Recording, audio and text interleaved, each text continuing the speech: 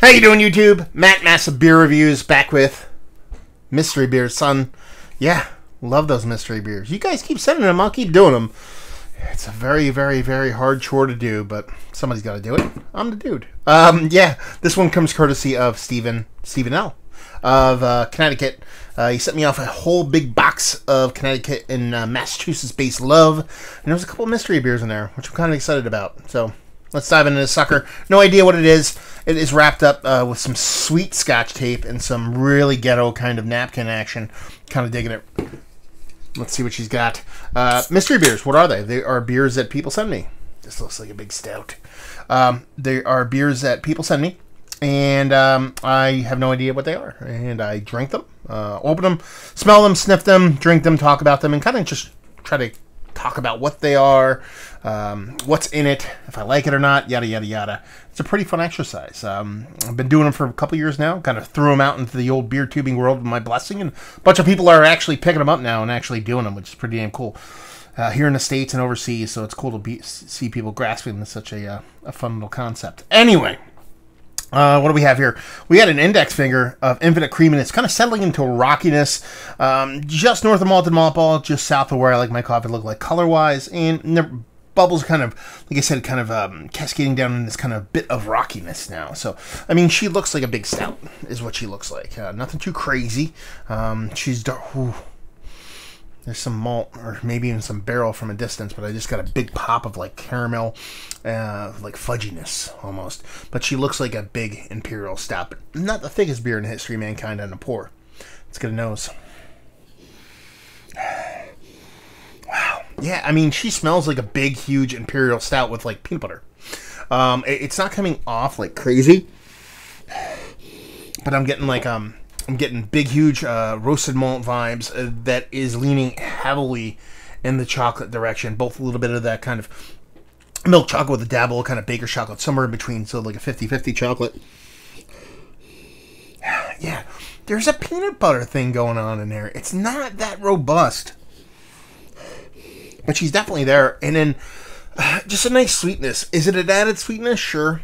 It could be a milk stout. I think it's a milk stout, but it's not over the top sweet. It's not like an over top vanilla lactose kind of thing. It's more just a soft kind of OG style milk stout, but in a bigger beer. The smell's just in a nose, knee jerky, kind of pushing 10%. But she smells nice. Smells like a big, huge, robust stout. That could be a peanut butter stout or not. I don't know. Based off the nose, all I know is just a big stout. There you go. Look at that. That was hard. Let's dive in, see what she's got. Cheers.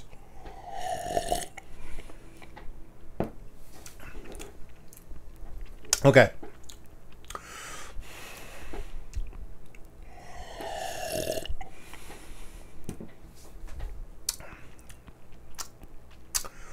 Kind of a letdown in the taste, to be perfectly honest with you. Getting big roasted malt, not nearly as sweet as I thought it was going to be based off of the nose. Still sweet enough, but I'm getting this big roasted malt component. I'm also getting that kind of metallic astringency I tend to get from more times than not lower ABV stouts. Now, with that being said, I do think it's lower than my initial nose. I was pushing 10%. Now I'm kind of dialing it back a bit. I think we're kind of more in like the 6-7% range. I'm mixing the peanut butter. Gone. Keeping that lactose. Keeping that little bit of lactose in there. I think that's it. Yeah, it's somebody's stout porter, right around 6%. Milk stout, I believe. There's like a nutty addition to it, though. Like, is it a hazelnut stout? Hazelnut porter? Something along those lines. I feel like there's some kind of adjunct, some soft nutty. Sure, you can get that from the malt component, but there feels like there's some extra added component to it that I'm just missing. And it's tasty, it's nice, I dig it, I think it's fun.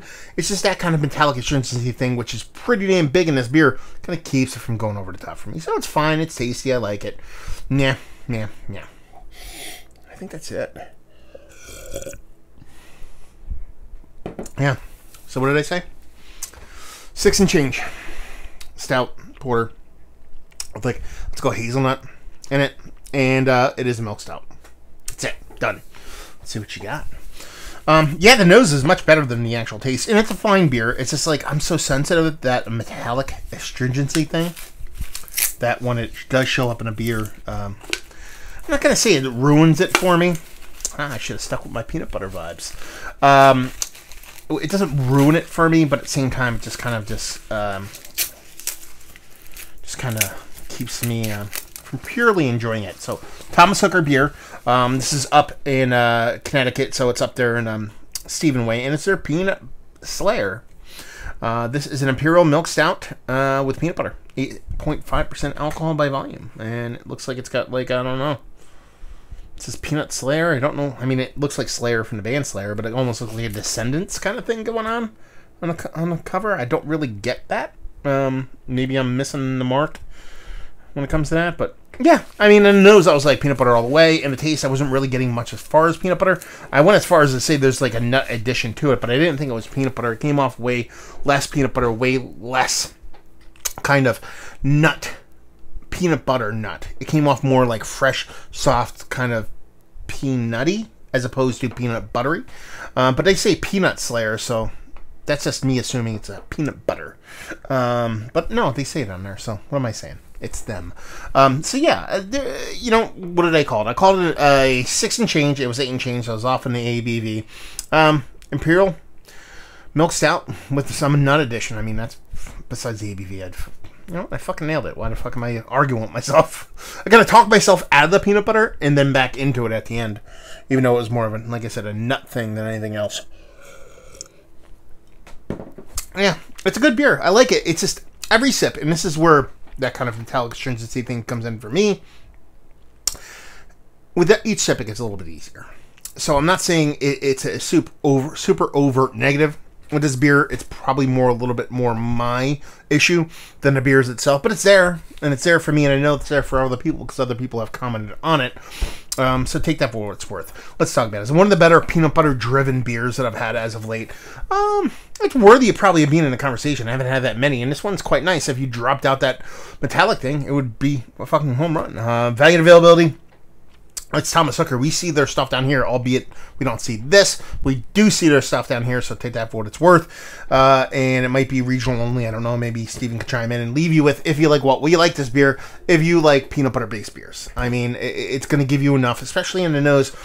But at the same time, if you don't like peanut butter, but you like a nut factor in your beer, it's going to give you that in the taste because it's not going to go overt peanut butter like a lot of peanut butter beers tend to do. So, yeah, if you do dig those things, you'll dig this. So there you go. Mystery beer in the books. Hopefully you guys enjoyed it. Down there if you want to talk about it. Massive Beers if you want to check me out doing the social media stuff. Beer Massive if you want to check me out doing a whole podcasting thing. And hopefully you guys enjoyed the review. Hopefully you're enjoying a nice little peanut butter jammer right now. And hope to see you next time. Cheers.